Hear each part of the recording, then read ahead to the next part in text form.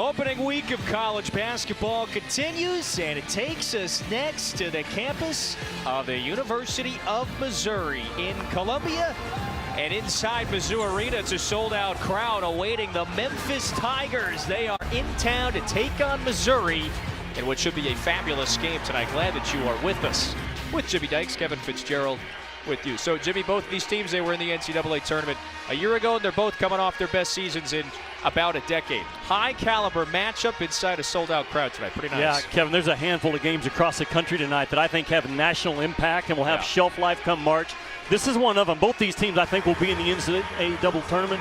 They are loaded with talent, remade their roster, but make no mistake, a high-level game on a Friday night in November. A significant one. We're going to see a lot of veterans on both of these revamped rosters that you mentioned. One of them in particular, he's the engine for Missouri, and that's Nick Honor, back to run it back. Yeah, he's their most important guy, Nick Honor is. He's the guy that started every game last year. As fast as they play, he only averages one turnover ball game. He is tremendous as a shooting point guard. Nick Honor is hard to guard. And on the flip side, they're up against a guy tonight, Javon Quinterly from Memphis, who played at Alabama, so he has great familiarity with this Missouri team from the SEC. If you can't stay in front of Quinterly tonight, if you're Missouri, you are in trouble. Quinterly's so good, so fast with the ball. Two high-level old guards going at one another. And you just saw a new team, still all-conference performer, named to the all-conference preseason team in the American. Jimmy, every seat filled. Fun opening week matchup in college basketball, and here we go. Mizzou in the white, and Memphis visiting in those dark blue uniforms. It's a steal on the opening possession, and this is the aforementioned Javon Quinterly. You see that nugget down at the bottom. Boy, this was a place that tormented a lot of SEC teams last year. Missouri went 16-3 in this building. There's a foul, though, on the baseline drive to get things started. Memphis heading to the line. Kevin, it's interesting with Rick Stansbury, the acting head coach tonight, in the absence of Penny Hardaway. And Rick Stansbury has 443 career wins under his belt. So when you pass it down to an assistant for a few games, none better than Rick Stansbury, he will not be rattled. Therefore, I don't think his team will be rattled tonight. They're an older team, just now blending together, but Rick Stansbury in complete control in the pregame practice today and on that sidelines tonight. Spent the last 7 years as a head man at Western Kentucky. Folks in the SEC remember him from his time at Mississippi State. Meanwhile, at the line, David Jones. He is one of the 10 transfers on this Memphis roster. Misses a pair at the line. So an empty possession for the Tigers. This their first road game of the year. Second game for both. Here's Carter, and he buries a three. Noah Carter from deep. Missouri is going to attempt 26, 27 three-point shots per game. Their goal is to lead the country this year in three-point attempts, three-point makes, and offensive rebounds. You have to chase Missouri off that line. Hey, it took a whole bunch in their opening night win against Arkansas Pine Bluff. Hit 40% from deep. There's the starting lineup for Memphis after the whistle right here on our side of the floor. Two experienced starting fives, all seniors and super seniors in each head coach's starting unit. Both teams play at warp speed offensively, but you've got to value the ball tonight on both sides of the ball. Those transition points and gimmies are huge in a game like this. That latest foul is on Caleb Grill, so that's a pair of Missouri fouls on Memphis' first two trips on this side of the floor. Jones cut off on the baseline this time. Ball funnels to Nick Jourdain, and Grill comes down with the rebound. Missouri winners on Monday against Arkansas Pine Bluff, so each team that takes a step up in competition. Memphis beating Jackson State the other night. Great block in the corner. There's a bit of the athleticism of Jaquan Walton on display. Shot clock starting to drain now. It's at 8 seconds. Here's Carter. Jones poked it away. 4 to shoot. And Joe Lindsey is saying that maybe a change of possession is why he's thought the shot clock should have restarted. And there's Dennis Gates getting the explanation. I think when the Memphis player made the pass back in, there was possession, therefore we will reset it to 20. Tough call, and the right call by Joe Lindsey early. So Mizzou keeps it with the appropriate timer. 20 seconds on the shot clock. That's David Jones's whistle for the push. David Jones is a warrior, transfer from St. John's. And this game will have high intensity and has from the opening tip. If you cannot guard the basketball in this game tonight, you cannot play. Both teams so good and aggressive off the bounce. Yeah, at the foundation for both of these programs and what their head coaches preach. Defense first. Carter is free in the corner again. Here's his second. That's offline. Jesus Carolero Martin blocked by Dandridge. He stripped the first and then blocked the second. There's the wily veteran in the middle. That's Malcolm Dandridge, who's now in his 5th season playing for Penny Hardaway and the Tigers. Quinterly to Walton. He's a sharpshooter, and that's someone you got to put a hand in his face tonight. Walton from deep. Kevin, he's their most talented guy. Jaquan Walton can really shoot it. At 6'7", can make guarded threes from the perimeter. Just a little bit of a paint attack by Quinterly frees him up on the wing. Offensive rebound after the grill miss. Nick Hunter got it. Missouri prides themselves off offensive rebound kickouts, what they call dagger threes. Nick Hunter steps into it with rhythm. So we've got 3 baskets, all 3 from deep in the early minutes. It's an opening week test for both of these tournament caliber programs this year. Quinterly a little loose with the ball in the paint.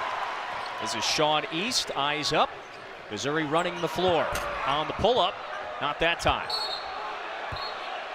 Last touch by Mizzou. Ball going back to Memphis. Well, the point guards are in control of the offense early. Quinterly so good with a low bounce to force that defense to respect from the weak side, frees up the shooter. And there's that kick-out dagger three, the release and rotation from Nick Hunter, right at 40% on the year from the three-point line last year. Shoots the ball as well as anybody that Dennis Gates has. We'll see a lot of shots from deep. Memphis hit 11 in their opening night win. Missouri hit 12. Perimeter scoring certainly a key.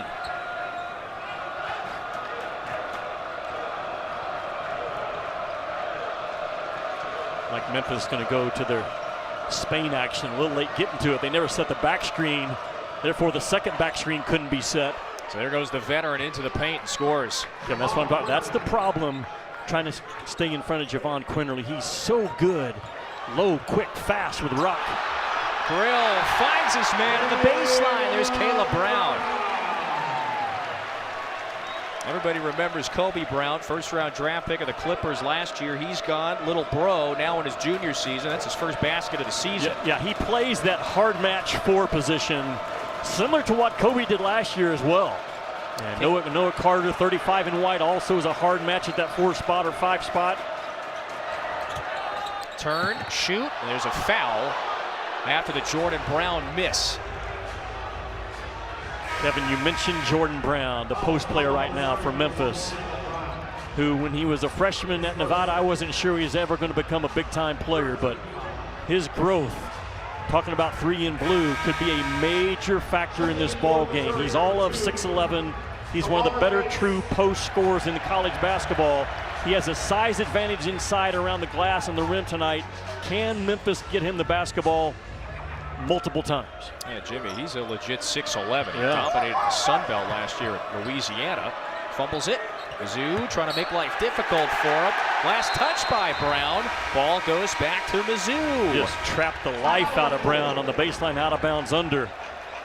And when you're undersized, you better come with speed and quickness in a hurry, and a good double team on 3 in blue. We'll step aside our first timeout. When we come back, though, let's dive into the rule book with Jimmy.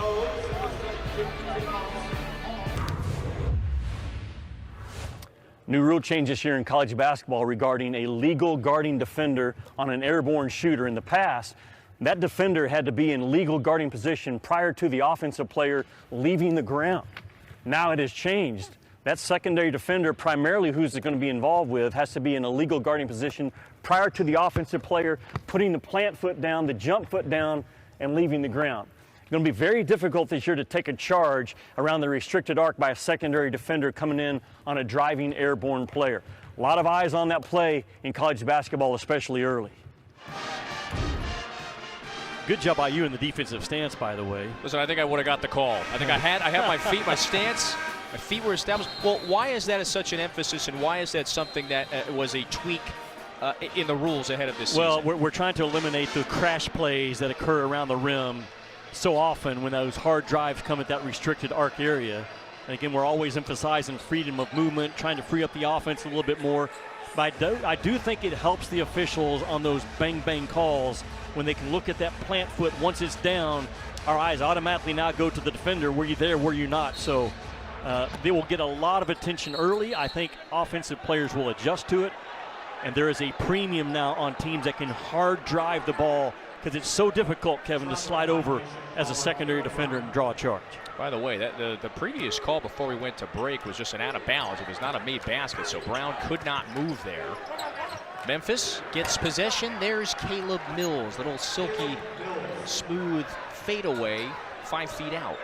Caleb Mills has always been a scorer. Now, he's had to run some minutes at the point guard spot because Javon Quinlan has been dealing with a knee injury, but the thing I like about this Memphis team, they got 3 or 4 dudes that can just go get you one, and Mills is one of them.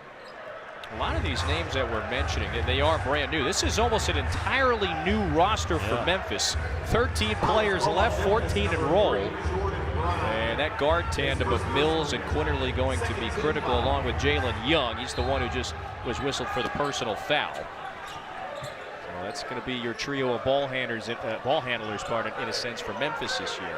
It's a lot of new names. 10 transfers, 4 freshmen. Nick Honor, number 10 on the white. He's hit a triple. He's the savvy point guard. Finds Jesus Carolero Martin, first-year Tiger himself, offline driving in. Mills with the jab step. Former Seminole into the paint, back to Young. Fun early season matchup between 2 really good teams. Young, uncontested. He switched to the left hand and missed it. Now East in a hurry. Sean East into the paint, nothing there, resets. Pretty good job by Memphis to sprint back and build enough of a wall to force the ball back out on the perimeter. Brown, couple jab steps, puts up the 3, and the rebound down to Young. Both these teams like to move. They like to get into the open floor very quickly. That's Brown using his size and physicality for his first basket of the night. Kevin, if you're Memphis, especially on the road, hammer that ball inside and let Brown's length and height keep this crowd quiet. And he was the Sun Belt Player of the Year last year, talking about 3 in blue. He's all of 6'11". Missouri has to double team him right now because they can't handle him one-on-one. Not only can he score through the double team like he did last time, he can also kick the shot out. And that would be the primary focus of attack if you're Rick Stansbury right now. Yeah, these are some of your most notable transfers among the 10. A lot of publications say it's about a top 20 transfer haul, if you will, a significant group. The key is, though, you have to blend everybody together in short order. Some players enrolling even as late as summer. Well, any form of selfishness will be exposed tonight if it's within Memphis, because in this environment, high-level game, intense game, man, it's such a severe challenge to stay connected when you've been together for 2 or 3 years, much less a bunch of new guys. Memphis will find out a lot about themselves over the next hour and a half. They've turned it over 4 times now. Good hustle to get back and jar that one away and break up the fast break. Yeah, there is Stansbury again. Game 2 as the acting coach. Penny Hardaway suspended for the first 3 games of the year by the NCAA. Impermissible recruiting visit a couple years ago. He was here, though, yesterday. He's allowed to be with the team outside of game days. Yeah, he was tremendous at practice, was Penny. His demeanor, his understanding of the game, how he teaches the game, his communication skills. Wow, this kid here can really go by you now. You've got 2 point guards on the floor when Honor's also out there, so you can get a mismatch at either guard spot. East with a second gear blow-by. Averaged about 8 or 9 off the bench last year. It does feel like he could be a more prolific scorer this year for Mizzou. East, one of the many veterans, 5th-year senior himself. 8 seconds to shoot. Memphis searching for offense. Brown cut off in the paint. 4 to shoot. This is Jalen Young. Slams on the brakes, lost it. And so it's back-to-back Memphis turnovers. There's that pressure defense from Mizzou. Yeah, Young guard himself just got stuck in the corner and didn't make a play out of the corner fast enough. Should have got the ball to the weak side. It's Missouri by 1, still early. Another deep one. This time hoisted up by Tamar Bates. Now watch how Missouri is guarding Jordan Brown, who's at half court right now, the big guy. They're 1.5 defenders on him and doing a nice job of circling him. And the inability to delete the drive has to be a concern early for Dennis Gates. That's now 6 different scorers for Memphis early on. So 6 different players, each with a basket. The latest by Jalen Young. Oh, there's Noah Carter. Kevin's really good. He can knock down the 3 ball. He can drive you from the elbows. He can back you down with an awfully strong body at 6'6". Jimmy, you've already alluded to it a couple of times, but the paint, very critical tonight in this battle, yes? I think who wins the paint is going to win the game.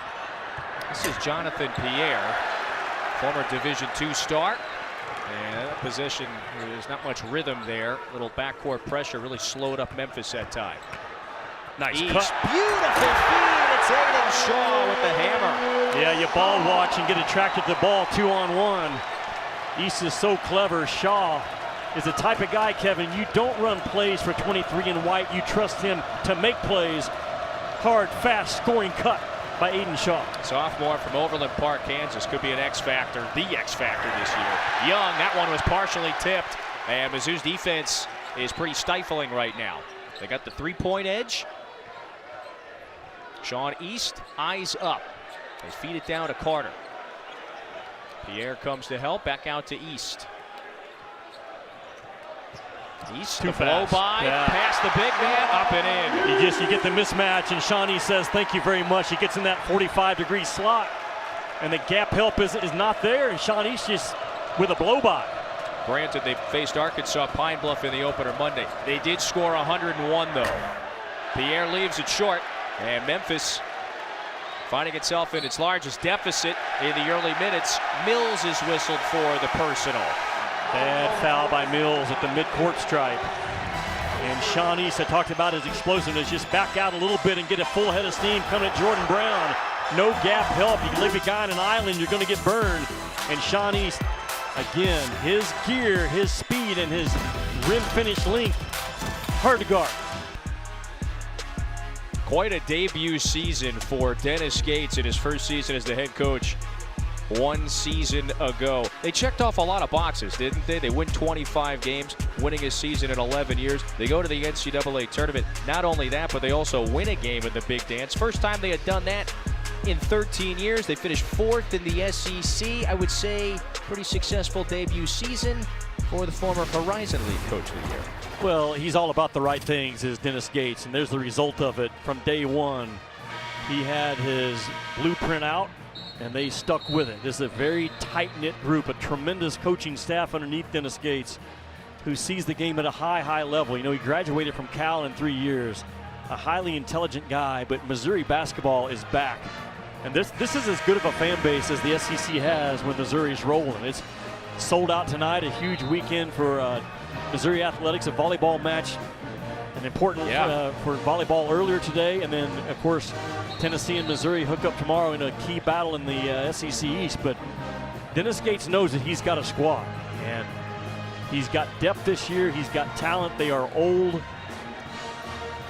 They're not even at full strength right now. The 7'5" kid, Connor Vanover, is out for another couple of games because of his involvement with Portsmouth. But this is a Missouri team that picked 8th or 9th in the SEC, which the SEC, Kevin, is absolutely loaded. It's 9 or 10 teams deep this year in terms of the NCAA tournament berths, I believe.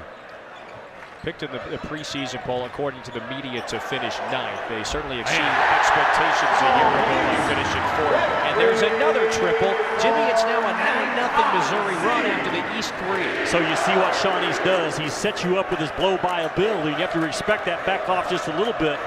So good at creating a space for his own shot. So back to Quinterly. He's back on the floor for Memphis. He's the playmaking point guard in his final year of college after transferring from Alabama. Several players having a conversation with Joe Lindsay, one of our officials. Here comes Mabor Majak. First minutes of the season, he did not appear in the opener on Monday. By the way, I mentioned Lindsay. We've got an excellent crew. Terry Oglesby, crew chief in a sense. There's the big man underneath, Malcolm Daintridge. And Vlad Tadal as well rounds out our officiating crew. And not the start you want, huh, from Madak. He comes in and they go right at him on the baseline, out of bounds under. Yeah, he didn't play the other day. You mentioned Vanover, suspended for the first 3. So it's a couple of 7-footers that are either deep on the bench or unavailable. Things looking okay for Missouri in the early goings of this one.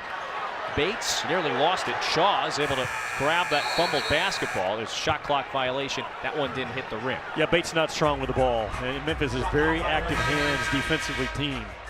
When you attack a gap, if you're Bates, you've got to secure that thing. I think Bates is going to have a major impact, though, for Missouri this year. He's a local kid out of Kansas City. Went to Indiana, but he's a top 50 high school recruit coming out his senior year. Another guard on that bench for Dennis Gates that is wired to score. Just shows that you can win by having success recruiting out of the transfer portal. Not just Bates, but Caleb Grill, both coming from winning programs. And 2 players that Gates is very high on, loves their disposition on and off the floor. Grill is back out there. Bates in the corner. East, by the way, has got 7. Nice handles behind the back. He is just spinning the bigs around in circles in the early minutes of this game. Yeah, Sean East is making Memphis go north, south, and west as well. He's so good off the bounce, so confident of a start this year for Sean East. Yeah, somebody check the compass. It's busted. Missed 3. Lead feed to Carter. Goes in. Blocking foul. Count it. That's the call that I demonstrated coming out of the under 16. Those charge calls this year, if that defender is not in legal guarding position before the plant foot is down, and that one was actually very close. But that plant foot, once it hits the ground, that defender has to be set. Quinterly didn't agree with the call. I just think you're going to see a lot of them this year. If in doubt, they're going to rule in favor of the offense. Yeah, I'm with you. That one was pretty close. And maybe was Quinterly just trying to shift his shoulder over there to get a piece? Carter, anywho, at the line for one more. We're going to say this about a lot of players in this Missouri rotation. Carter, the 5th-year senior, he's from Dubuque, Iowa. He started at Northern Iowa, 2nd year here in Columbia.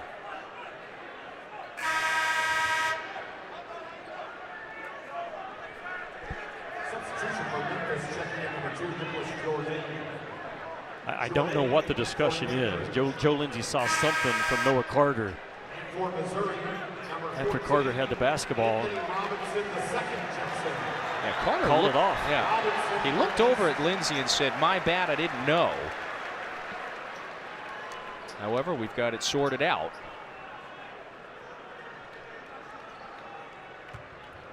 While Mizzou lost a handful of starters, Carter one of the 2 that returns along with honor. Boy, a 14-2 run for a Missouri team that, again, won 25 games a year ago and is poised to do big things again this season. Jones is in the corner, open, can't connect. Rebound down to Anthony Robinson. Kevin, the ones you got to make, you got wide open 3 in the corner out of one of your better shooters. Now, he hit 4 threes the other night against Jackson State. Shaw, little wiggle in the paint, out to the freshman, down and out. And there's Jourdain with a strong board. So Memphis needs to connect on something here. Again, it's a 14-2 run. Step back, Quinterly, way off. Robinson pushing. And he draws a foul on Jourdain, so that's the 5th Memphis foul. Kevin, Memphis cannot get drugged into a one-on-one game. That's exactly how Missouri wants to play this thing, and Quinterly took a bad one. There's the ability of East again. He can drive it. He can also pull up and shoot it. He is a handful right now for Memphis.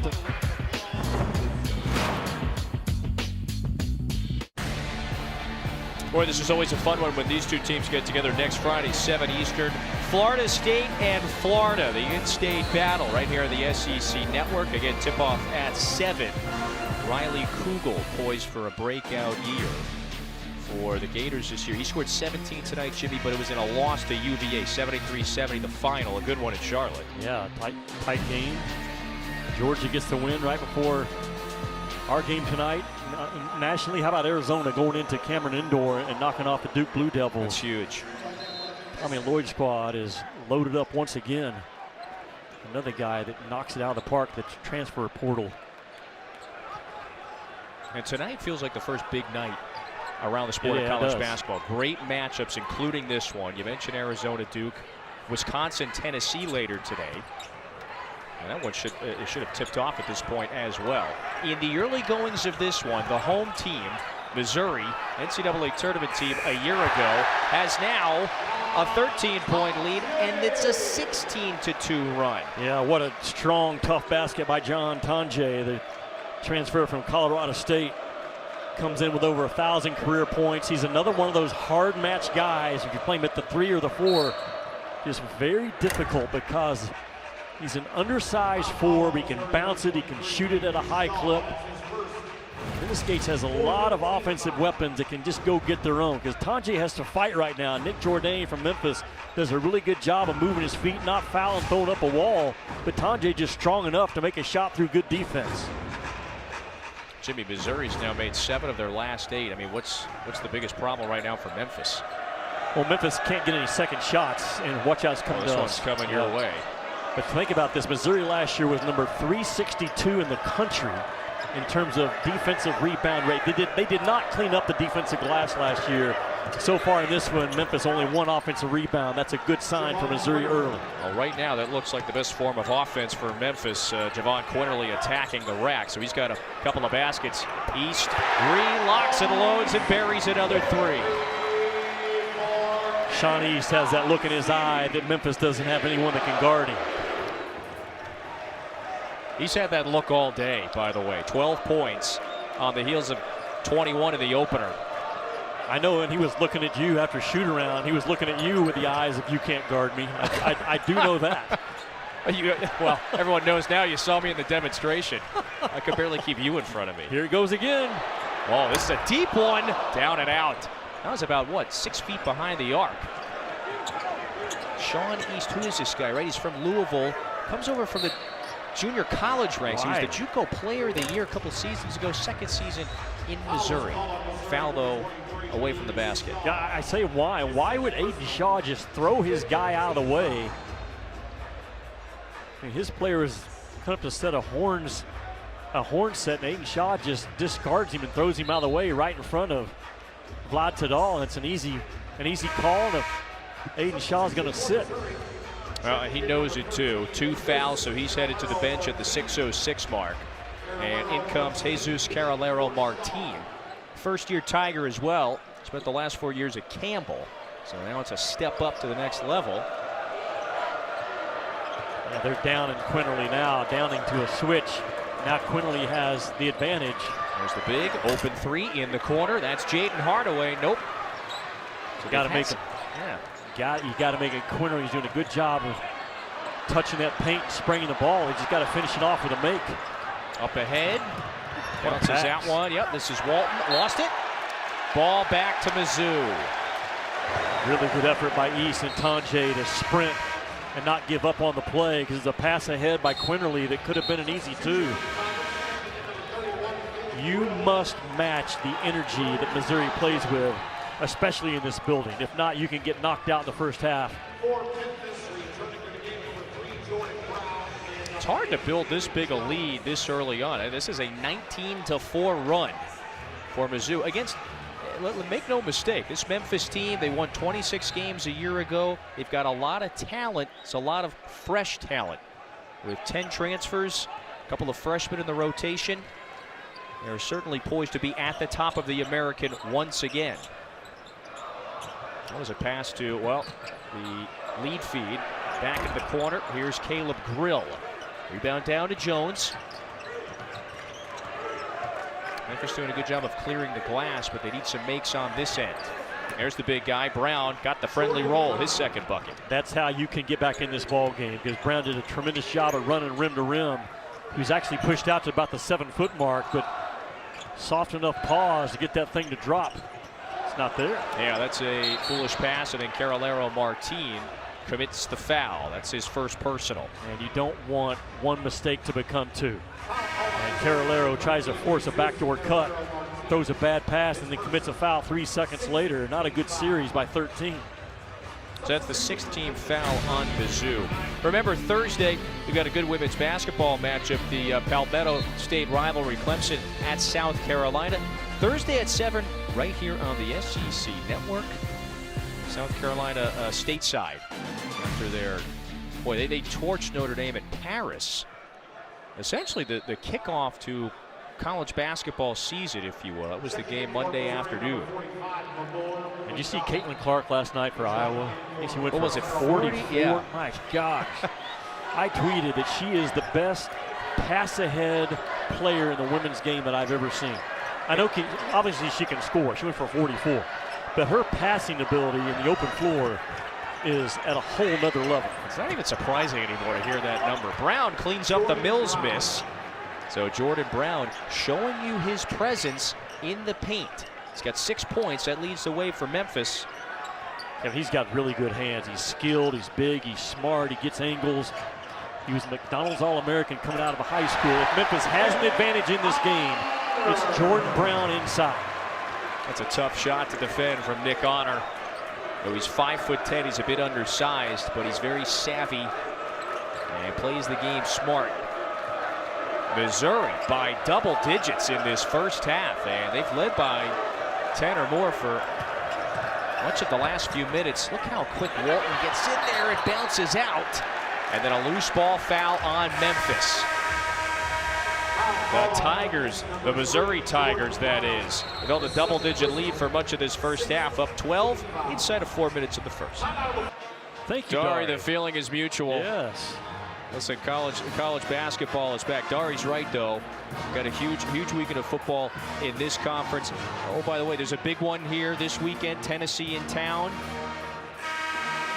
Missouri's quarterback does not make mistakes. I'm sure they'll talk about it at halftime. That kid plays the game the right way.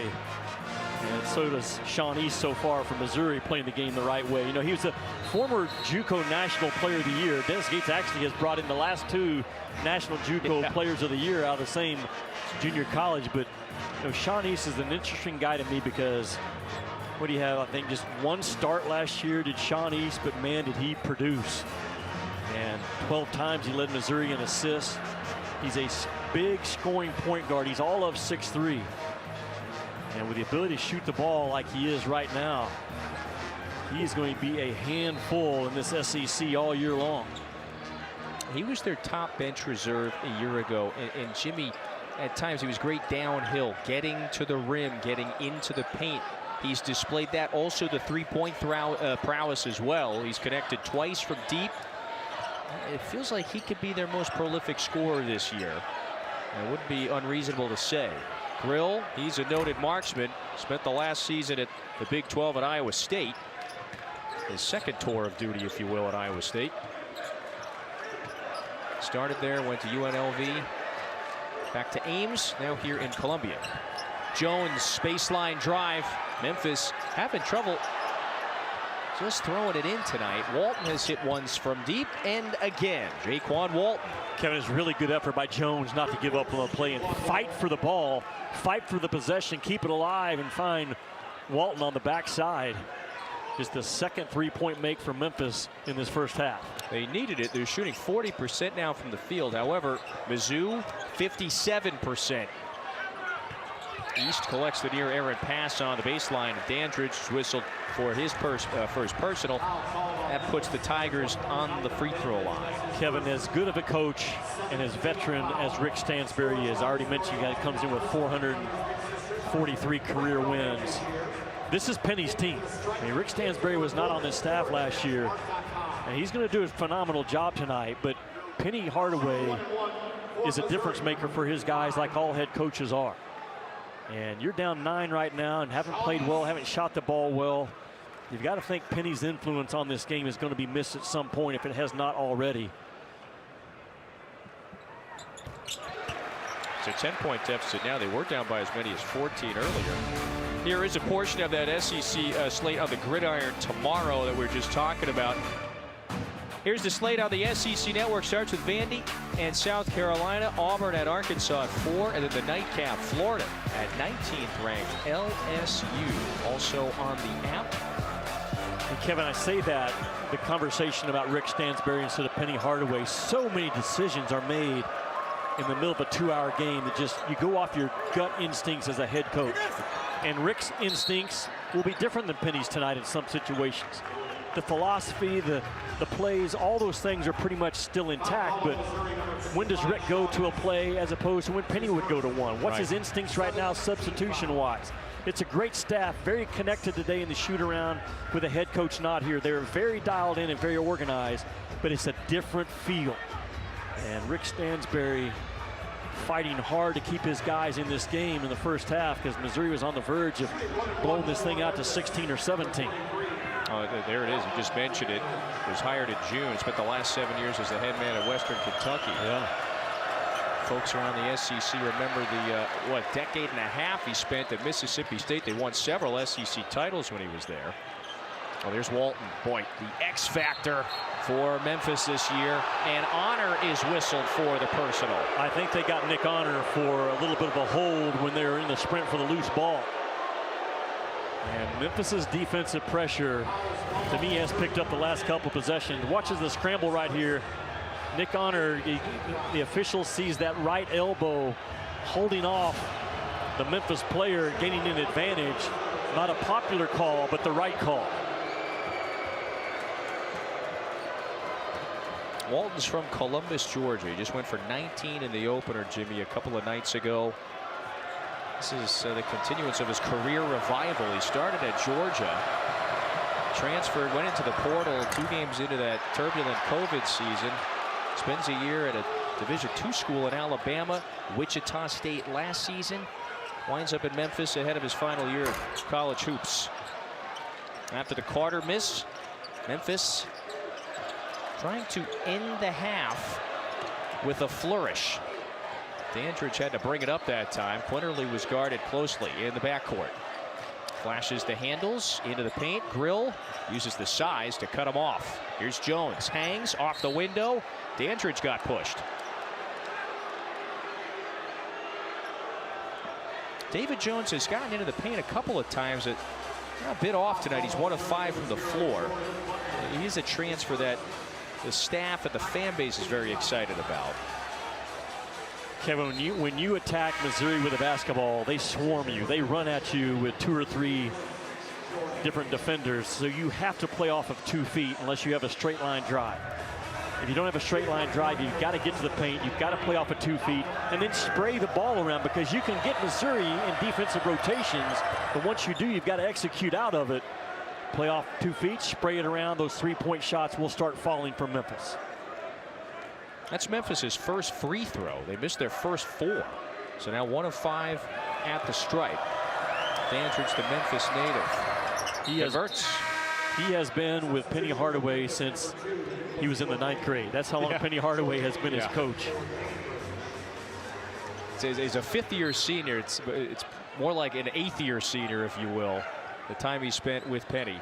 Yeah, he was one of the East High guys that followed him when Penny made the jump to the high school ranks to his alma mater. That's a high, wide 1-3-1 that shifts to a 2-3, and now they match up with it once the ball goes either to the corner or to the middle. Butler is the new man on the floor, number 0 in the white. He's open, puts it up. Walt got his hands on it. Here comes Quinterly. Eyes up, bounce pass. Jones! What a pass by Javon Quinterly. And what a sprint and effort. Hustle play by David Jones to run opposite the ball. And Memphis has jumped him here in the final waning minute with a little lull inside the building. It's a 7-point game. Grill from deep. Rebound to Quinterly. Yeah, here we go. The change of defense by Rick Stansbury has shifted the momentum of this game. That 1-3-1 that then changes to man-to-man depends on where the ball goes. Has worked now a couple of possessions. If you're Memphis now, just stay with it. Boy, that was an impeccable pass by Quinterly a possession ago. 48.8 to go in the first. Well, and timeout. Kevin, think about Quinterly's going up the left side, but he makes the pass with his right hand kind of across the traffic. And the bounce of the ball hits Jones right at belt level. A lot of times when you throw a bounce pass from that far away, the ball doesn't come up high enough and a guy will fumble it because it comes to his knees. That pass came right to the belt level of David Jones. And Quinterly can hoop now. He's no situation that Memphis will be in this year that he hasn't already worked through fighting the rigors of the SEC at Alabama.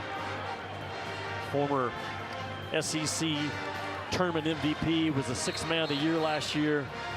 Not sure where his conditioning is right now because he has basically not practiced for the last month because of a hyperextended knee. Yeah, very limited. Yeah, and will conditioning come into play in the second half? But we were talking to him before this game. Look, he said it was a very difficult decision. It was a late transfer, if you will, and what made Memphis so attractive was that, hey, Penny was bringing in a lot of other mature veterans, transfers ahead of Quinterly. So it's an experienced roster that he joins, and he gets to run the show, run the offense in what is likely his final year of college hoops. So here we go, final minute. Memphis was once down 14, so they've gone on a little 11-4 run, if you will. And Mizzou is cold of late. Here's East, the hoist, and the rebound to Mills. Now let's see if they can get one more before the break. Here's Walton. He's connected twice from deep. And did Mills call a timeout? well, I think Rick wanted it. I think Rick Stansbury was hollering from behind the play. Okay. Had a side ball screen going on, but you got one to use, you might as well use it. Rick Stansbury again, long time, man. One of the most feared recruiters in college basketball is Rick Stansbury. He wants to get a high-quality shot to try to cut into this lead with 27.9 to go in the first half. He's got 24 seconds to work with. And now the question is, where will the ball be taken in bounds? I think it'll be on the far side, away from Memphis's bench. Sean East has been the problem, though. He's gone north-south, up and down this floor. When he gets a mismatch, a bigger defender on him, it is advantage 55 in white. Jimmy, he's got 14 in this first half, and it's been a smooth, efficient 14. 5 of 8 from the floor. He's hit 2 threes, he's cashed in a couple at the free throw line. Sean East. Where does Rick Stansbury want to go with this ball? He's had success in the middle third of the floor. Some of their simple plays they've put in over the last couple of days have been triggered in the middle third of the floor for Javon Quinterly to work with. It's about a 4.5-second differential between shot and game clock. Yeah, East is going to deny Quinterly and take away the play call. Force David Jones to make the play instead. You want to go with about 7, and that would be now. 5 on the timer. Jones crossover into the paint, picks up the dribble, puts it up with the left. Offensive rebound. Here's Jourdain. That's off wide. Bouncing around. Mizzou's got it, but there's the horn. And so Missouri wants up as many as 14 in this first half. Takes just a 7-point lead into the locker room. 33-26 after 1 half of play. High caliber game between two tournament teams from a year ago. Sean East, the stud in this first half. He's got 14. All right, so we'll send you now to the studio where Dari Noka is standing by. Go ahead. Fun opening week matchup. High caliber squads going toe-to-toe. A couple of tournament teams from a year ago. 7-point game. That's Jimmy Dykes, Kevin Fitzgerald with you. So Missouri at one point was up by as many as 14. Sean East had a great first half. Memphis, though, made some shots, back to a 7-point game. Well, Memphis was better to close out the half the last 4 or 5 minutes. And you got to think about this. Jordan Brown for Memphis, Kevin, he only played 7 minutes. He had 6 points and 2 rebounds because of foul trouble. The 6'11 kid from Memphis could and should be a really big factor in this second half. Missouri's going to have to make sure they have hard ball pressure and not let him just start dominating the game on the inside when he comes in. If you're in Missouri right now, you are who you are. They're going to fire up the three ball at a high rate. They've already taken 16 in this game. They've only made 4. But again, they want to lead the country in three-point attempts, three-point makes, and offensive rebounds. The other reason why Memphis has hung in this game, at one point I mentioned Memphis only had 1 offensive rebound, but over the last 5 minutes of the first half, they grabbed 5 or 6 more. They now have 7. Second chance points from Memphis could also be a factor in the second 20 minutes. They're up 7-zip in that category. So there are the numbers. Hey, circled the second one on that right side because Missouri takes 16 threes. Only made 4 of them. They hit few in the early goings. Got a little cold from deep. Sean East, though, you see at the bottom, leading the way. He has a game-high 14. Half number 2. Battle of 2 teams that haven't faced off against one another in 14.5 years, and that's a big one by David Jones in the corner. Kevin, when you can find the backside offensive players against Missouri, you're going to get some good looks. They run to the ball, and they are so ball side dominant. Find that backside for some backside bombs, and David Jones just did. And he came over from St. John's, Jones did. And he was waiting for that one to connect. He had a couple of open threes in the first. They didn't go. This one he drills. And it's interesting because it was not a great pass. That ball's down at his ankles, but he didn't get rushed. A lot of times when you shoot a bad pass, you'll rush it. Jones kept his composure. You look up, it's a 4-point game. Jones from the Dominican Republic. Remember, Memphis did their foreign tour down to the DR this summer. They played the Dominican national team. They played against Jones. Played against his team that night. Turnover. Here comes Memphis in a hurry. Quinterly running the point. Mills, head fake, puts it on the deck. Carolero Martin cuts him off. Walton moving without the basketball. It winds up at Dandridge's hands. It's a 2-point game. Really good off-ball movement by Memphis to 45-degree cut from that weak side. Swing, swing. No surprise. Bombs away. Nick Honor for 3. Yeah, Caleb Grill made the good decision. Caleb Grill had a decent three-point look, but one more swing pass gets his buddy Nick Honor wide open. Sold out crowd for the first big test of the year for both teams. Memphis has a harrowing non-conference slate. This is the first of many really difficult games. And by design, according to Penny Hardaway. There's Jones. His second look from deep in this half. Left it short. Offensive board. Walton wants it and got it. Jaquan Walton. Again, just an effort play, though, to run down the loose ball. A foot race to the ball. Memphis comes up with it off the offensive glass. Quinterly so good, Kevin, at not getting sped up. He punches the defense, makes them respond to his bounce, and kicks it to the corner 3. Now, Memphis had a chance to break apart in that first half. I mentioned that Penny Hardaway is out again tonight, and then for their next game on Friday before he'll be able to coach again in the Bahamas where you and I will be. But you know, Rick Stansbury is going to coach a different game than Penny Hardaway would. Penny would probably maybe press a little bit more than Rick's comfortable with doing, but this is not Rick's team. He became an assistant at Memphis, what, in June, July? So it's Rick adjusting on the fly and adjusting what his team's strengths are. He's been very good. Put in a bad spot. Grill, nice movement on the baseline. A little too strong, and Brown with the board. Memphis with possibly a chance to take a lead. Quinterly fakes the pass and back to the left hand, draws the whistle. He's as good with the ball as you're going to find in the American Athletic Conference this year. And he can go right, he can go left, he can make you look real bad in a hurry with his ball fakes. That time he freed himself up and drew a foul. What looked like was going to be a pass, he kept and got the ball up on the glass. Kind of from the Jordan highlight reel, if you will. Right hand back to the left. Well, there's their first opponent at the Battle for Atlantis. November 22nd, they'll face Michigan to get it started. They might face Arkansas or Stanford. You never know who you're going to face in that third game of the tournament. But who's also there? North Carolina, Villanova. Arkansas, Yep. that field is loaded. Maui and Battle for Atlantis this year, the two premier Feast Week tournaments in the country. I mean, they go 6 straight away from home, and Penny said it. You know, he's been very vocal about it. We've had to look. The conference just quite simply got a little weaker. Whole bunch of teams left. Houston, Central Florida, Cincinnati. They go to the Big 12, and so this non-conference is critical for Memphis. Turnover. They're on the run again. Cross-court feed to Jones. Ball fake. Trying to back down now and work off of Grills. Nice one with the left hand. Kevin, that's strong on strong because Grills is a grown man and David Jones is a warrior. And what a tremendous 3-minute sprint by Memphis out of the halftime break. Tigers in blue up 2.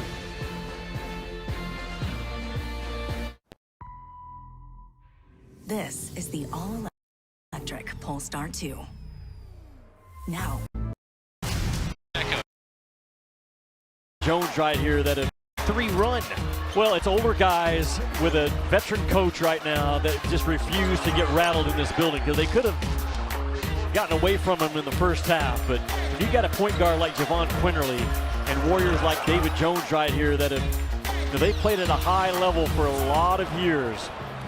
And they are not rattled. They're confident. Their confidence has grown since halftime. You look at Memphis, I do right now, and I think what they lost in Kendrick Davis and DeAndre Williams from last year, 2 high-level players. But I think 1 through 10, this year's team is better. Now, they're going to be a team that really changes, Kevin, as the year goes on, because these dudes only been together for a couple of months. Completely rebuilt roster, but the fight back by Memphis, impressive in this game so far. Yeah, you got to love it. Well, that duo you referenced, Davis and Williams, they combined for, what, a little more than 40 points a night a year ago. Again, a 26-win season Memphis is coming up.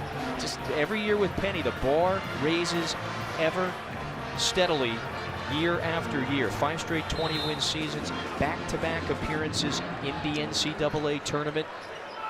And this is as relevant this program has been in a decade. On the road, first big challenge of the season for both teams. And opening week, high-caliber matchup. Good cut. That's Caleb Grill. He got free. Well, Javon Quinterly did a good job of getting set as a legal defender. And Missouri plays off at 2 feet and finds Grill from that backside corner on the hard cut. Grill, part of a half-dozen transfer haul that Dennis Gates brought in. Here's the big fella, Brown, bumping into Carter. He's got a clear size advantage there, fading away, misfired that time. Sean East with the ball, still without a basket in the second half. He had 14 in the first. He's got the big man on him, so a bit of a mismatch. Bates lets it fly. Jones had it poked free. It's going to stick with Memphis, though. Time, score, momentum is what dictates shot selection. And with Missouri, they are going to fire away. Up 15 or down 15, they have no problem squeezing those threes off quickly. They've taken 19. They're 5 of 19 from deep. And they fired 7 more from three-point land, I should say, compared to Missouri. Mills fires that one. Quinterly is just tall enough to keep it in play. Right back to Mills. He wants it. Carter whistled for the foul. That's 3 free throws. And so Mills at the line when we return of a tie game. It's 38 up. Missouri. So Veterans Day tomorrow. A special thank you to all who have served and who continue to protect this nation, of course. Jimmy, 4 minutes into this second half. It's a high-level battle, opening week of college hoops. Tied up at 38. You just get a sense from Dennis Gates in that soundbite of the strong leadership that he has brought to this Missouri basketball program. I love the story that Ben Braun, his head coach at Cal, told me that The only question that Dennis Gates asked in the recruiting process when Dennis was coming out of high school was, can I be the captain my freshman year? And not many guys ask questions like that. He's very well thought of in the coaching ranks, but his leadership qualities are obvious when you sit through one of his practices, how his staff reacts with him and with his players. Right now, he's got a lot of decisions to make in this ball game because they had control of it in the first half. And Memphis has settled in. They're comfortable. They're not turning the ball over. They've taken the crowd of it right now. Foul on Walton, who was guarding Noah Carter, brought it up that time. Yeah, they've got a lead right now. They were trailed for much of that first half, down by as many as 14, down 7 at the break. And they've got a 14-5 lead, if you will, in this second half. That is a small team that Dennis Gates has on the floor right now. And they're not overly large to begin with. Noah Carter and Shaw are 6'6" and 6'8". And Jordan Brown, 3 in blue, is 6'11". I still expect him to be a factor on the offensive end. Anytime there's a dead ball play call situation like Rick has right now, I would think this ball would be going inside, Kevin, to 3 in blue. Well, and the 6'8" player, by the way, on the floor from Mizzou, the tallest one out there, just whistled for his 3rd foul. So when you don't have a player like Vanover available in this rotation, he's 7'5", serving the 3-game suspension to start this season. It's a smaller unit. Quinterly at the basket, and the call is going to be counted. That's a basket interference. Looked like a couple of hands hit the rim while the ball was on it. It's the right call. Cannot interfere with that basketball. And Quinterly, though, he drives right to where Brown is holding off his defender. So that play was actually set up just by the presence of my guy Brown in front of the rim. It is as quiet and as dull in here as it has been at any point this evening. An 11-2 Memphis run, maybe more. Walton up and in for 2 more. Memphis not afraid to run it right up the backside of Missouri on Missouri's home floor. Jaquan Walton now has 11. That leads all Memphis scorers. That's the 2nd personal, though, on the senior from Columbus, Georgia. 6-point lead for Memphis, the largest of the evening. Let's take a minute to remind you, next Thursday night at 7 Eastern, South Carolina back home to face its in-state rival, Clemson. Dawn Staley's crew is right here on the SEC Network, starting at 7. You think Kim Mulkey got her team's attention after that opening loss at LSU? A good Colorado team. Yeah. I know she got her team's attention. Brought back a lot of stars from a year ago that won that national championship, brought in some high-level recruits as well and transfers. I've always said this, just because you're a year older doesn't make you a year better. You got to get better. He is violent, Caleb Grill is, when he makes plays going towards the rim. And Memphis has no back down. They meet him with contact. And you have to win your fair share of collisions at the rim throughout the year. That's a pretty good one there that comes up 50-50. Jones takes a seat for Memphis. It's always scary early in the year, these baseline out of bounds, because you just don't have, you're almost guessing what they're going to run.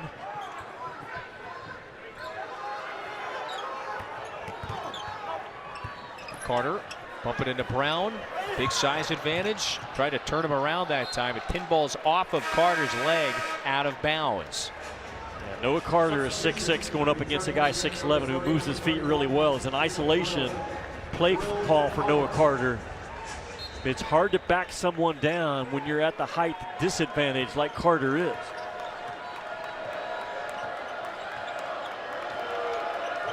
Again, middle third of the floor, stack action. Rick Stansberry keeping that ball in the middle. Pass to the corner. This is Hardaway. That's the fifth-year senior, Penny's oldest son. There's Brown, collects and converts. There's no answer. I said in the first half, I'll say it again. The advantage that Memphis has in this game is Jordan Brown making plays around the rim on both ends. He's got 8. Boy, this pressure defense starting to heat up a bit on this end of the floor for Memphis. And after the miss, here come the visiting Tigers, up 8. I felt like coming in that Memphis's defense was ahead of their offense.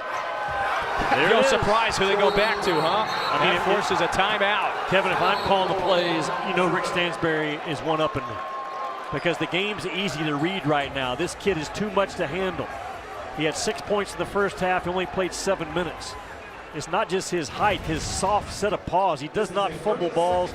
He's quick in and out of his on-ball action and forces Dennis Gates to call a timeout. There's just no answer. The defense can't come over quick enough because the ball's in the middle of third of the floor. And Rick Stansberry is not Penny Hardaway, but Rick Stansberry has been through a lot of battles, and he is play calling a really good second half offensively.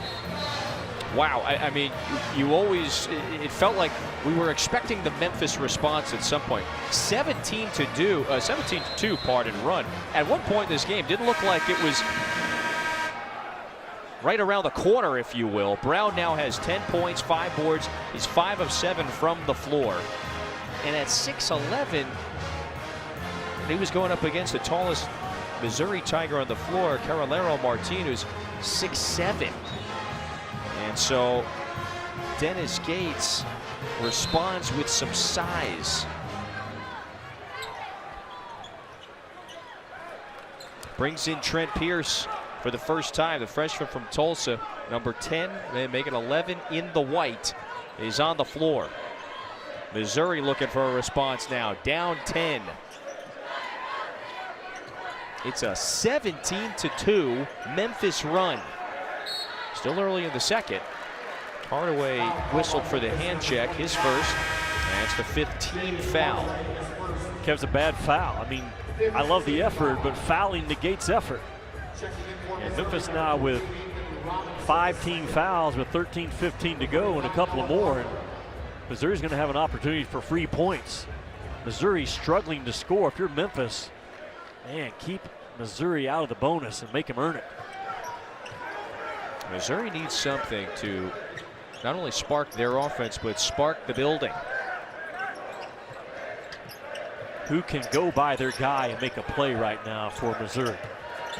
How about Carter with the left hand? Finger roll is no go. Just the length of Brown, enough of a distraction to throw the shot off. That's a foul. And now the 6th team foul on Memphis. So if that's Mills, that's his 3rd. So several players with 3 fouls now on the Memphis side.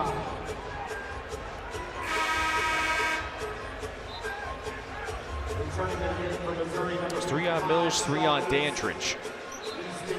Kevin, with Missouri struggling to score offensively, the next couple possessions, I would spread that floor and drive that ball 2 or 3 times to the paint and try to get in the bonus and start getting some points, some free unguarded points from the charity stripe. Missouri lived there the other day. Again, granted against Arkansas Pine Bluff, they went 17-19 from the line. And tonight, they're perfect at the stripe. They've only taken 3, though. They're 3 of 3. Now some Memphis pressure, a little light pressure in the backcourt. Jalen Young can guard the ball, number 1 for Memphis. He can stay in front of Honor. Yeah, that's what he's known for, defensive prowess. Spent last year at Central Florida. And a good high defensive rating. This is the freshman, Robinson, from deep, fouled. Penny Hardaway watching this right now, probably going nuts. Because now Memphis has put Missouri in the bonus.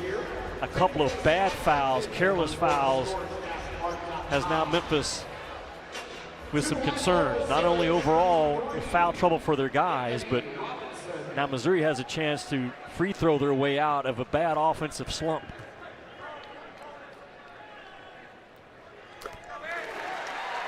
You like this kid, Anthony Robinson? Boy, this coaching staff does. I do too. He's one of those kids out of, he led Florida State University High School in Tallahassee to the state championship a couple of years ago. Isaiah Collier, the freshman point guard at Southern Cal, is the most impressive freshman point guard I've seen. He is a locomotion, strong, physical kid driving the ball. But this Anthony Robinson kid has a tremendous future in front of him. And because of the foul trouble, Mizzou Arena comes to life. Welcome back.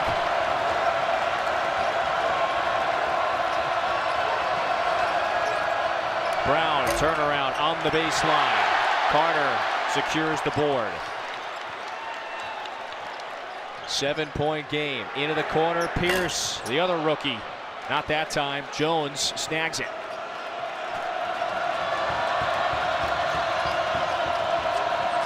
Jones attacks, puts it up, left it short. Pierce with the board.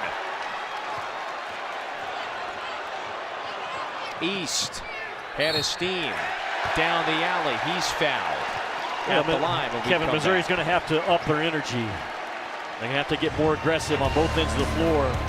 The problem is right now Memphis so good offensively with what they're doing. They're rolling Brown as a big out of ball screens. They're getting out and playing in front of Missouri's defense. And what a second half for the Memphis Tigers so far.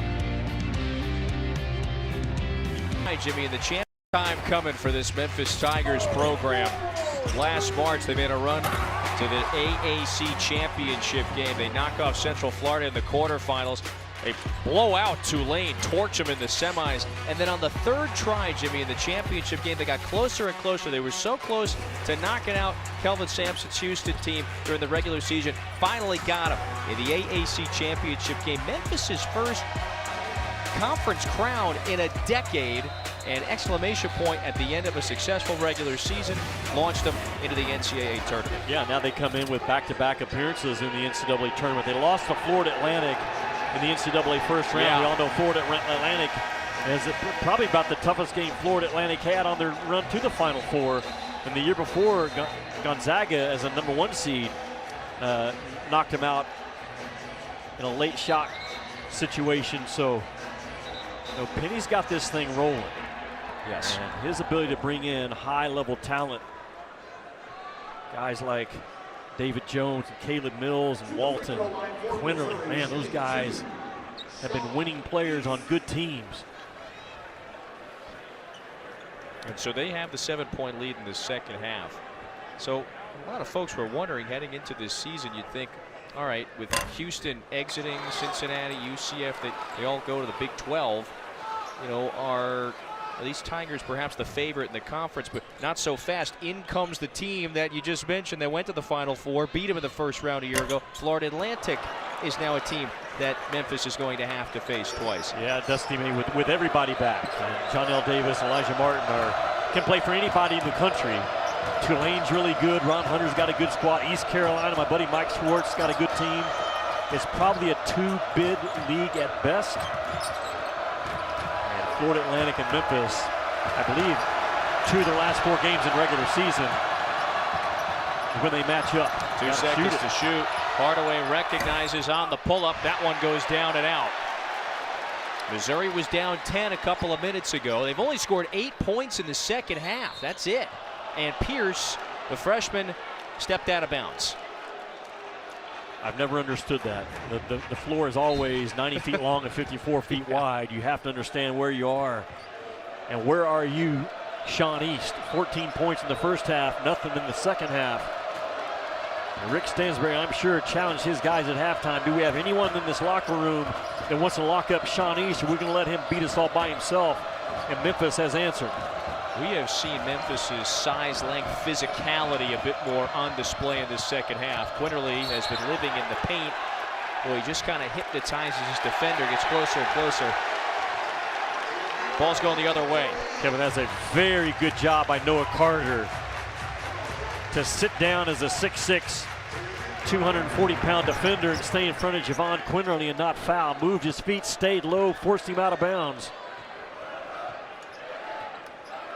How will Dennis Gates get Sean East going in this second half? Number 55 in the white. There he is, left side of your screen. He's got it. He still hasn't even taken a shot in this second half. A little too much bumping and banging going on there in the paint. Dandridge, Jimmy, just got whistled for his 4th. And Kevin, it's the undisciplined fouling by Memphis that I'm sure is driving Rick Stansberry nuts as well. Yeah, there's been a surplus of fouls away from the ball or just away from the basket. So Dandridge has to sit down. So Noah Carter heads to the free throw line. Again, Mizzou now is in the double bonus. The next whistle. 9 Memphis team fouls with 10:24 to go. That's a long time. That was just a 1-and-1. Took a couple players a second or two to realize that.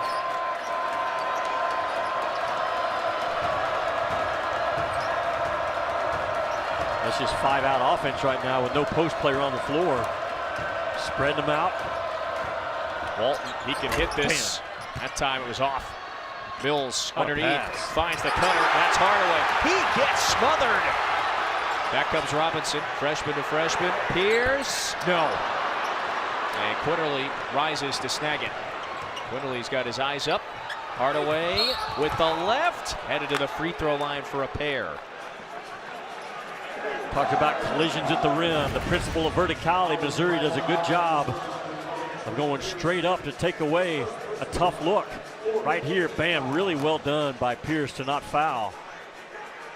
Probably shot it a little quick on the other end. I know Missouri plays with a green light, but you're struggling to find offense. You want to make sure your right shooters are taking the right shots. I'm not sure that was the one Dennis Gates wants from Pierce. There's Jaden Hardaway, Penny's son, 6th season with the program, misfires at the line. Memphis has struggled at the line. They're on 6 of 12. Hey, remember tomorrow and every Saturday, Marty and McGee, SEC Nation, gets you started for the full SEC slate. Every football Saturday, previews starting at 9 Eastern with Marty and McGee. SEC Nation takes you from 10 to kickoff at noon right here on the SEC Network. Well, a big one here tomorrow, right? Tennessee comes to town to take on Missouri. Top 25 showdown. And can Mizzou get back in the win column? They were right there with Georgia late in that game last week, and a couple of field goals helped the reigning national champs remain unbeaten. What is it, 27 in a row? Yeah, good hands by Pierce to save an automatic 2 that Memphis had come out of the corner. Quinterly wide open, and that's one that he won't miss. Memphis with its largest lead of the evening. It grows further now to 11. I asked Javon Quinterly about an hour before game, "You gonna be shook in this building?" He just looked at me with that side-eye smile and said, "Come on, man." And Javon Quinterly, like I said, he's been a part of high-level games in Alabama. He knows what it's like to play on an SEC opponent's floor. Now, I talked about how he has practiced very little the last month, and will his conditioning hold up? So far, so good. He's a really disciplined kid, kind of quiet, still trying to find his voice with this Memphis program, but what a second half by Memphis. What's the 20s? Yeah, about 50% from the floor. Yeah, the second half. Hit a few triples. By the way, there's that preseason media poll. Some folks put some stock into it, others understandably don't. Florida Atlantic, hard to pick against that team as your preseason favorite. Memphis is right there behind them, followed by Tulane and UAB. I mean, that's a clear 1-2. Those are your 2 favorites, undoubtedly, in the league, if you will. Florida Atlantic and Memphis. Quinterly, though, Jimmy, remember, he at Alabama last year, he beat Missouri twice, once in this building and then once in the SEC tournament en route to Alabama's conference crown. Very confident has Memphis been the entire ball game, even when they were down big in that first half. They never looked shook. And their composure and their fight back, so impressive in this first full week of college basketball. Where does Missouri get offense?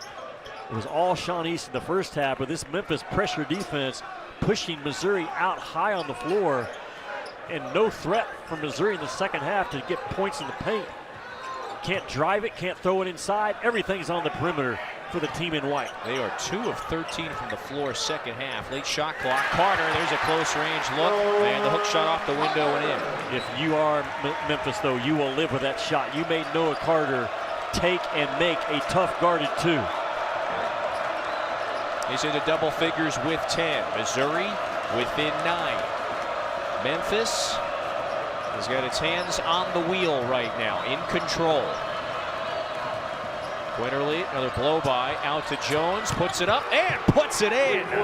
Kevin, really well done. It was a Horns action that they didn't get much out of the Horns action because Jones just popped out of it and waited for Quinterly to touch the paint, find him in shot rhythm, and knocks down a huge 3. Man, it is a cascade of offense in this half now for Memphis. Where was it in the first?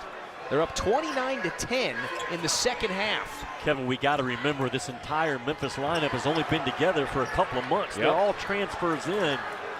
They're finding themselves in who they are within this ball game right now. Jordan with the block. That leads to a possession on this floor, this end of the floor. Walton had it poked away. Here's East going back to work. Goes in on Quinterly. Out to Robinson. Wants it. That's long. And Jones has done a good job on the defensive glass. That's now 7 rebounds for the transfer from St. John's. Rick Stansberry slowing his guys down, looking up with 7:24 to go, up 12. He goes to his stack action. Again, all the offense that Rick has called has started in the middle third of the floor, trusting Quinterly and Jones to make good reads and the right plays. 6 to shoot. Jones bumps into East, lays it up with the right, missed it. Tipped out, and it should be a new 20-second shot clock for Memphis. It does stay here. The Tigers up a dozen. Yeah, David Jones with a huge 3. Watch Quinterly. Very patient when he goes, bam, touches the paint, the kick out. Jones release, rotation, result. The Memphis Tigers up 12.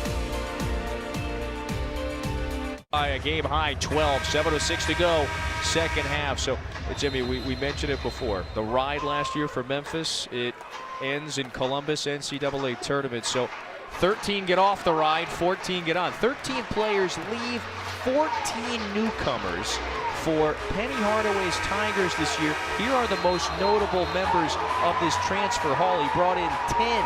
They are still blending, meshing, finding their way. Second game of the year. Pretty impressive. They're up 12. And you consider it, not only did you bring in all these new guys this year on the floor tonight in Columbia, Missouri, you also brought in an assistant coach that's having to coach the team tonight. Kevin, it would have been so easy for selfishness and when things were going in that 14-point deficit that Missouri had in the first half for them to break apart. And they did not. They were down 14, and from that point, they have outscored Missouri 40-14. Is that what we're told? That's right, 40-14. Think about that. That's a major flip. Yeah, that's a sign of a bunch of old guys that have a lot of maturity. They understand how to win games when it gets tough. Boy, and at that point, too, everything was operating on all cylinders for Missouri on this end of the floor, too. So that switch, a blinding one. Carter again having to create. Backing down Walton, several hands in his face, not a clean look. How about the Memphis defense locking in the second half? I've been very impressed with Memphis's one-on-one defense because Missouri has tried to isolate him and just get guys in space. 14-point lead now. And thinking of a guy in space, advantage Quinterly. He has not been sped up. He's played at different speeds, the speeds that he wants to play with. Quinterly in complete control on the road for Memphis right now in that lead guard spot. Wow, let's just further update the number, 42-14 run. So that is a complete flip from down 14 to now up by 14, and at a critical juncture. There's only 6 minutes left in the game. The veteran Road Tigers completely flipping it. There you go. They've already matched their field goal total from the first half, and Mizzou is cold. You know, at one point they were about 56, 57% shooting from the floor in that first half. 3 of 17 in the second half. Yeah, the ball has stopped moving for Missouri. They played with a pretty hot ball in the first half. Driving the ball, kicking it out, springing around, getting the second and the third side of the floor. And that pretty much came to a halt in the second half. And Memphis's ball pressure and ability to stay in front of the ball has been so good. So good in the second half. Quinterly's got 13 points and 5 assists as well. Plus he's pulled down 6 rebounds and just drew the foul on Robinson. So Quinterly was a little chatty after that sequence. Rick Stansbury has kept his play calls pretty simple, Kevin, in the second half. He's ran some Spain action, he's ran some stack action, some horns action, but all those plays calls I'm talking about have involved Quinterly with the ball in the middle third of the floor, just keeping the game simple, trusting his guys, similar to what Penny Hardaway does as an offensive coach, trusting his guys to read the floor, read the game, make the right plays, and this guy has been a horse in the second half around the rim. Yeah, he's been a menace in the paint. Now 12. He's just got the clear size advantage. He's 6'11" and about 230. Tore up the Sun Belt a year ago, transfers to Memphis. And a fine opening week for Brown. Affects that shot from Aiden Shaw. Boy, it's just all Memphis Tigers second half. Yeah, there's just no offense from Missouri. The ball is getting stuck. And as a result, the heat of Memphis just continues to turn up the dial. Shaw falls down. Quinterly got another. It is Javon Quinterly's showcase tonight. 16 and counting. Kevin, Rick Stansbury and Penny Hardaway last night told me if we're going to win at Missouri, Javon Quinterly has to be really, really good. Check that box, yes. Doing it in every which way. Carter in the paint. That one's offline.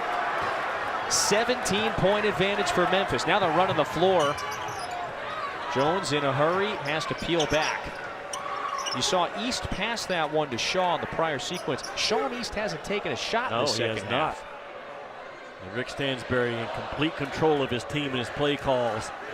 Slowing them down, using the clock right now, keeping the ball in the hands of his guards. Brown rejected that time by Shaw. Up ahead, and Mizzou has got to get hot very quickly. Grill draws the foul. He's going to the free throw line, but boy, you start looking, doing the math now. 17-point deficit with 4:02 to go. Kevin, when you step in as the interim head coach, you feel like you're ice skating on roller skates. Because for 40 minutes you feel like, do I really have control over what's going on here? And Rick Stansbury has. I talked about the importance of having a veteran head coach step in when this is Penny's team, and Penny's not with him tonight. He will not be with him next week as well, but Rick Stansbury with 443 wins and a really good job of keeping his guys settled down, doing exactly what he wants to do offensively with the ball, trusting Quinterly to handle that thing and not turn it over. It's not over, but it's getting close. I could barely stay upright on skates on ice. Now, what do you want me to put, roller skates on? Just think about it. Come on. Like, you're never really in control. You think you are, but you're not really. But he has been as well as you can be. From the point Memphis went down 14 late in the first half, they've gone on this extended 47-17 run, plus 30. Jimmy, they're 348 away. Yeah, they call him JQ. His name's Javon Quinterly. JQ could also be just quick, because he's been quick off the bounce. He's been quick to nail threes, and a huge lead for Memphis with 3:48 to go. Javon Quinterly, no stranger to this league, this building. Back inside Mizzou Arena, picking up where he left off last January. Had a fine game here when he was at Alabama. Jimmy's got 16 points. Well, he has been the tone setter for the Tigers. You know, this is a very physical Memphis team. And he's not a physical kid, but he plays physical. And his ability to drive the ball through contact, take a hit, not get knocked off of his path has been really impressive tonight. He's so good and so skilled and fast with the ball. And the more I watch Memphis, they've got real size. They're physical. They got depth on the inside. I mean, they bring Jordan Brown off the bench at the 5 spot, who was the Sun Belt Player of the Year and the Pac-12 Sixth Man of the Year. I mean, that's a real dude. And that wing size is a problem. They can cover you up on the wing positions.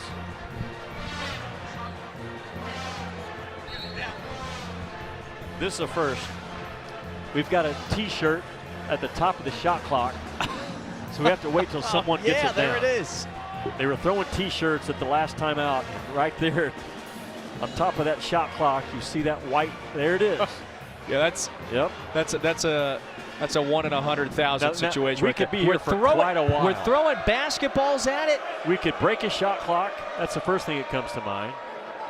So Caleb Mills has given it a try. He got a piece of it. So we're 0 for 2. We're 0 for 2. Now 0 of 3. I've never seen this.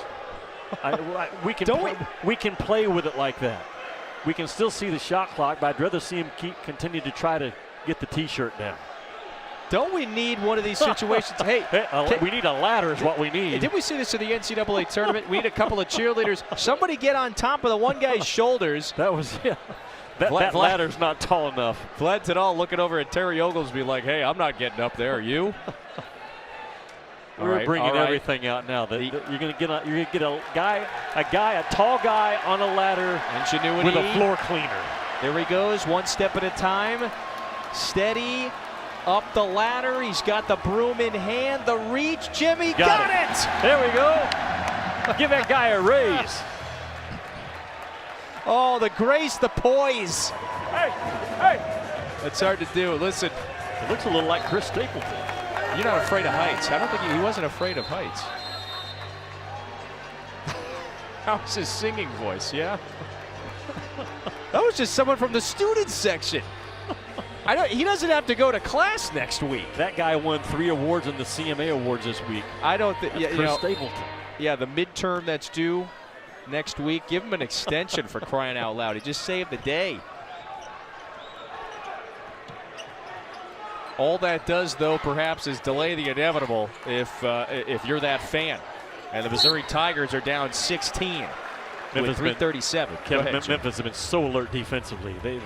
They're not over switching. They switch when they get in a bind. They're switching out high and hot. They're not allowing Missouri to squeeze off threes or turn the corner. Their length is real. And Quinterly's 6'1", but you look at those other guys out there. Mills is 6'5", and Hardaway is 6'7", Brown is 6'11", Jaquan Walton is 6'7". That is real length defensively that you're having to deal with. You know, a player like Walton, right, at 6'7", I mean, he's essentially your 2-guard when he's out there, and it does seem like that length and that physicality is going to present a lot of problems for teams in the American this year. Now, in the more immediate future, this is a good sign, if you will, for the challenge, the daunting non-conference that Memphis has on its hands coming up in the next 2 months. Walton, another one from deep. Rebound down to Shaw. Maybe a little quick. In the mind of Rick Stansbury, you broke the press. Everything's in your favor right now. Especially if Mizzou can knock one down. Grill. No, they are cold from beyond the arc. Jimmy, in this game, Mizzou from deep, 5 out of 25. Yeah, well, they've missed open ones, and they've also missed guarded ones. And their inability to find offense when the 3 ball is not falling has really bitten them in the backside tonight, talking about Missouri. And if you are the Tigers, the home Tigers, that is, well, you need some sort of red-hot run. And right now, down 14. Pressure in the backcourt. Grill almost got his hands on it. Hardaway with the presence of mind to get it across the timeline. Good job by Hardaway to meet the pass, or Grill would have had it. Now Memphis can drain some clock inside of 3 minutes. First test of the year for both of these squads on the heels of opening night wins Monday. And it has been a Memphis blitz in the second half, outscoring the home team 36-15. That latest foul, though, on Carolero Martin. And so the Spaniard, who grew up in Malaga, sends Mills to the free throw line. Kevin, I thought the game day walkthrough today was spot on by Rick Stansbury and that staff. There was no voice that was more important than another one. Rick Stansbury was in charge. The assistants knew exactly what they wanted to get done. They were organized. Like I said, Penny flew up last night, had a really good practice for about an hour and a half, and I'm sure when he lost contact with his squad at midnight last night, they were completely dialed in on what game day would look like, and Rick Stansbury and his guys are 2:45 away from getting what I think is a really good win in November. Remember, Florida State, Florida on the SEC network next week. Yeah, this would be a tone-setting win as Memphis looks ahead to what's going to be a daunting non-conference slate. That's just the second Missouri field goal, or make it, Jimmy, they were one of their last 19 from the field. They finally get a second one to go. Timeout with 2:29 to go in this game, and it's Memphis in control, up by 14 right now. Also, hey, we keep mentioning this schedule that Memphis has in the non-conference. Their next challenge is this tournament down inside the Imperial Ballroom, the Battle for Atlantis in Nassau, down in the Bahamas. Excellent field. The headliners, North Carolina, Villanova, Arkansas. But there you go. Memphis has that first-round matchup against Michigan. That'll be a good one. It's loaded, and you and I are heading there. I'll be with Book Shambi, and you'll be with Andrea Carter as we call that tournament. It's always just a big-time field again this year inside that ballroom, and a lot of proud basketball fan bases will be in attendance. Arkansas travels tremendously, North Carolina, Memphis. And that will be one heck of a tournament during Feast Week. Maui is loaded up as well. But you look at Memphis right now, and more than capable of going to Atlantis and winning that thing. They can play with anybody in the country. And they are far from being a finished product. I know they're an old veteran team, but they've only played together within this second real game. They're still figuring out who they are on the fly. They grew up within this game tonight from the first half to the second half. They have taken one big giant step in maturity. Who's your sea lion friend? Is that Sebastian? Sebastian. Did you pack some sardines for him? It is To let him Sebastian. know, And make sure you don't call him a seal. Those are fighting Sea words. lion, right? Yeah, Yeah, it's a sea yeah. lion. This game's not over yet. Missouri, just too many empty possessions, hard shots taken by them in the second half. Mills up ahead after a scramble. Coming up on the 2-minute mark, Quinterly gets his man to go flying. 16-point lead. Quinterly now is just clowning on these guys here. 66-50.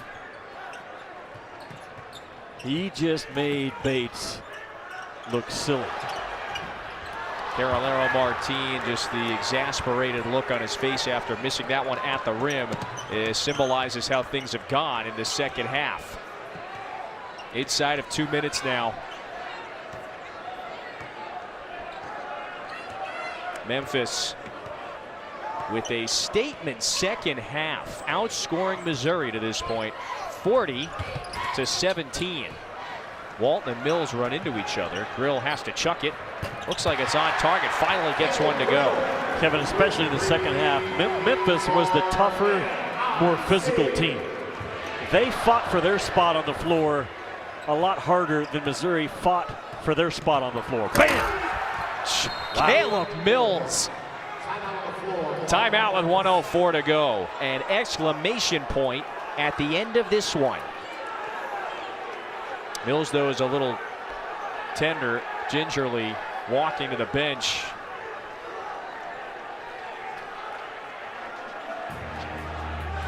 Mills appears to be okay. Well, it's time to look at our All-State good hands play tonight. Check this one out. It's going to involve Javon Quinterly. That pass, that was in the first half, was as good of a transition pass going full speed as you're going to see all year in college basketball. Brown really set the tone in the second half. His presence to roll out of ball screens, find the ball, finish, be physical. Really, I think, jump-started this Memphis team in the second half. They came out at halftime, dialed in, throwing body blows, and Missouri had no answer for it.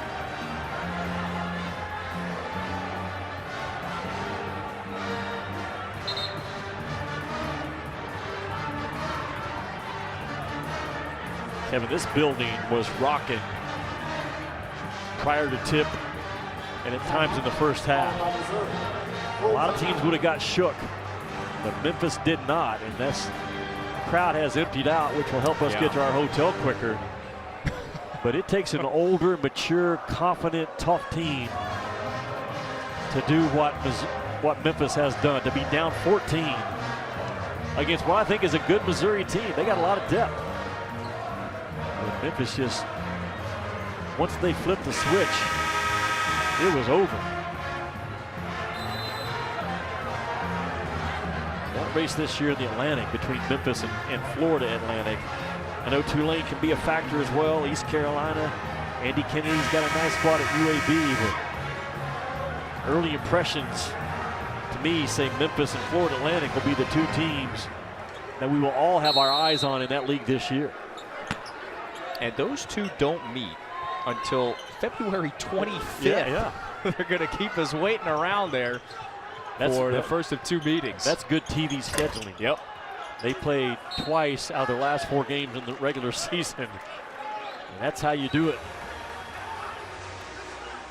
Well, once a head coach, always a head coach. So Rick is the acting head man, at least for one more game. Looks as if he's going to go to 2-0 this season. Brill sets his feet behind the three-point line, way off that time. Just a cold shooting night in this second half from beyond the arc. Jaquan Walton with just one more. And a little goodbye kiss, perhaps, to some of the students that are remaining. Everybody else, you said it. This Memphis Tigers, they chased them out of here in this second half. Just an overwhelming spectacle and performance. And it was done on the defensive end of the floor. When you hold Missouri to 20 points in the second half on their home floor, again, the size advantage from Memphis, 1 through 5, the defensive pressure, the heat, and the ability to do it and stay in front of the ball, so impressive by Memphis in this second half. Penny Hardaway has always had a terrific defensive club. At times their shot selection and turning the ball over the last couple of years has sometimes haunted them, but defensively, they have always been a juggernaut. And they got after Missouri in the second half. And particularly number 55, who led the way with 14 points for Missouri, Sean East. And they did not allow him to take a single shot in this second half. Not even a shot attempt. He didn't get to the free throw line. So this is something, if you're Memphis, you're going to feel very good about. So they have one more tune-up, if you will, Jimmy, next week against Alabama State before that tournament down in the Bahamas, the battle for Atlantis. And they start with Michigan, and then they would face either Arkansas or Stanford in their next game. You know, they're going to go 6 straight games away from home. Penny was intentional with the scheduling, with the AAC losing some of its signature teams like Houston and Cincinnati. He said this non-conference slate, you know, in a lot of ways you could call it our season. We have got to stack wins, and we have got to make noise. And Memphis is going to go to 2-0, pick up its first win against Mizzou in 20 years. That was a switch and overwhelming second half performance by the Memphis Tigers, outscoring Mizzou by 22 after halftime. 70-55 the final.